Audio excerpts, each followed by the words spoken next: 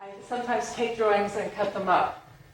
And you can see that these are brushed drawings, which are cut and recombined into a kind of landscape. I'm not sure about whether these are finished or not, but that's the idea. I'm somewhere between the horizontal scroll format and the recombination like this. But I'm not, both really interest me. And the one on the end wall is like both of them together. The pieces combined with other pieces, combined with other pieces.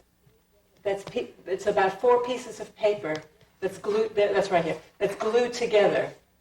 This, and this, and that. That was a piece, a small shaped piece, which I glued on top of a piece that goes underneath.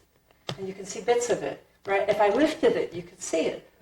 But what happens is that this is a landscape drawing. But somehow it moves in with that sort of waterfront drawing, like that, and it seems they seem completely connected to me now. The new work is partly urban, partly landscape, and kind of abstract, fused, put together, different, like these, dozens of images from other times. Like palimpsests. That's right, exactly. Layered up, and sometimes they get very thick. Do you mind that the image underneath is obscured? No, I love it. I know what's under there. Yeah, I got hold. Okay. Yeah, fine. I cut the arc shape, but then you'll see that, for instance, there's another arc on the left, and I put a rectangle behind. Yeah. Right, which the piece moves up to the rectangle. And I don't think that's finished. I probably would have done more. But it's physically very demanding to do that, and I can't really do it right now. I would say the main changes of the last few years has been my physical perception of the world is really different. How? This illness, the whole right side is blurred. Everything on this side is softer than everything on this side. Right? My right leg is numb, my left leg is not. My right hand to put this on, and there's damage in my right leg, but not my left. Is that characteristic of MS? No, it's my version. Everybody's got a different version.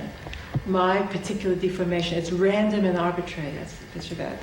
It's random and arbitrary which part of the spinal column gets scarred. My sense of balance in the world, like how I am.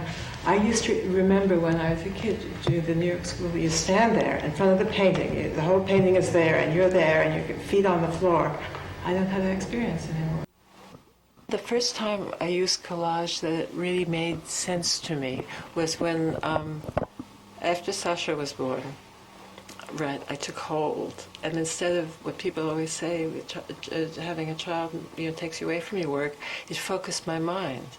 And I said, why don't I do what I want to do? And I had a powerful experience of seeing Bruegel in Europe in 1958-9, and I couldn't get it out of my head. I kept thinking about those paintings, especially certain individual ones like the Tower of Babel and others. So I said, why don't that's what I want to do. I realized that it's not exactly the current, it's middle of the 60s.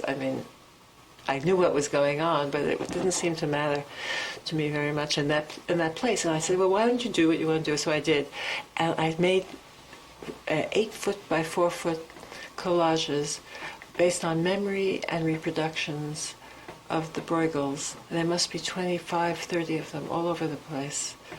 When I draw, my vice is facility, inappropriate level of facility, which closes the question before it gets open. I don't like that. So collage was a way to stop that. So it was a kind of distancing procedure, which I need. All right. Then I got involved when I started to see what you could do with it.